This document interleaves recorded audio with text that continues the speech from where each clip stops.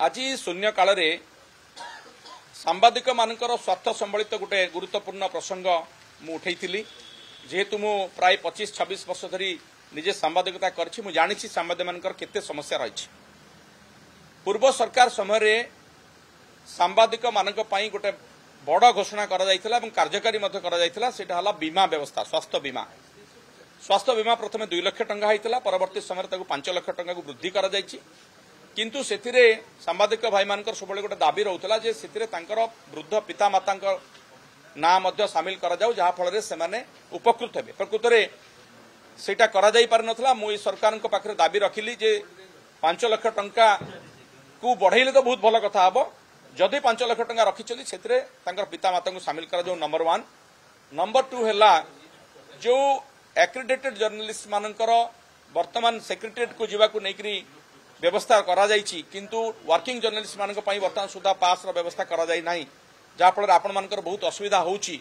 से प्रसंग मध्ये मु रखिली जे कोरोना समय तार प्रतिबंधक लगा जायतिला। प्रतिबंधक जले हटिला, संपूर्ण हटिला नाही।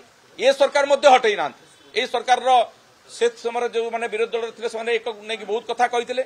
आज 6 मासला सरकार को आसिलेनी, से माने काहे कि वर्तमान सुधा से व्यवस्था को पुनः लागू करू नांती।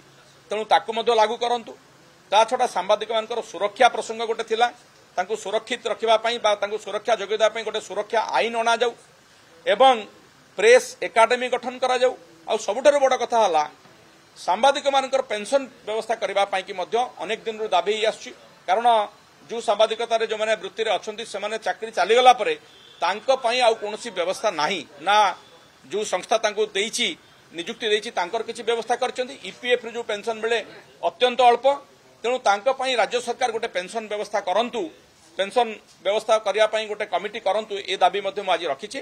ता छडा नीलगिरी अंचल रे प्राय 2 मास हे गलानी किछि सांबादिक मानक सहित सेठिकार सब कलेक्टर सहित गोटे विषय को नै गोटे प्रसंग को नै कि तांको भितरे मुकाबला बळ परिस्थिति सृष्टि हेछि, जा फल रे 2 मास हला से माने बारंबार दाबी करि आछंती।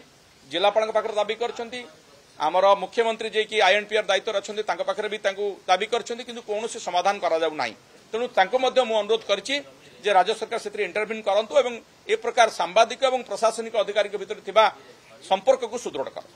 धन्यवाद।